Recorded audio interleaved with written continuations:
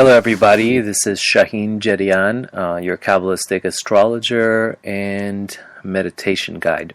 This week I want to talk to you about this month's energy, the month of Kislev, also known as Sagittarius.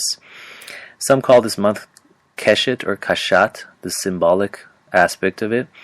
Now the word Keshet in the origins of the Hebrew language means two different words. One part of it could mean a bow and arrow, and another aspect of it could mean the rainbow. So it actually gives a very different connotation when we look at the Kabbalistic version of what the word kashat means, which is about the bringing together of all the philosophies in the world and all the sciences and all the knowledge and the wisdom and the emotions and the physiology, and pointing it towards one direction, one unified direction of the soul and the higher self, realizing that it all comes from the same source. So, whereas traditional astrology looks at the month of Sagittarius as a month of, hitting on the target like a bow and arrow, from a Kabbalistic aspect of how we look at it, it's more geared towards the idea of bringing everything into one single unit, which is pretty much the idea of also hitting the target, because when you bring things into a single unit, you're actually hitting the deepest target of your being, right? So Sagittarius sign or Sagittarius personalities in general, there are people who are visionaries, have a lot of power in terms of seeing the global picture, the bigger picture. They love adrenaline, right? And they live on adrenaline. So it's an important piece to come to terms with, because if you live on adrenaline, it has its pros and cons.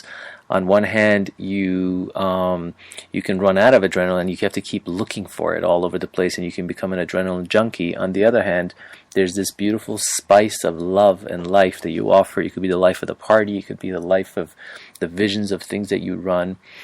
So in general, this month is a month of really coming in touch with the fire element inside yourself. Sagittarius is a fire sign, fire element. Also, interestingly enough, from the world religions, the month of Sagittarius includes in it two holidays. One is Hanukkah from the Jewish religion, and the Christmas usually falls around the same time. So I'm wondering if it's no accident how these two aspects have fallen specifically right in the aspect of Sagittarius. Now, the interesting thing is the holiday of Hanukkah is the only holiday in the spiritual terms that actually switches in between the holiday from the month of Sagittarius on the 6th night or the 5th night to the month of Capricorn. So really it's about taking the fire element inside ourselves, right? The fire element, and turning it into manifestation, which is the practical physical element of taking action. If you're a Sagittarius sign, or if you know someone who's Sagittarius sign, then you want to pay attention specifically to curving and having more tact when you speak, because Sagittarius, one of its issues is that they're very direct, and sometimes they could hurt the ones they love most. So you want to pay attention to really learning how to use some tact and some I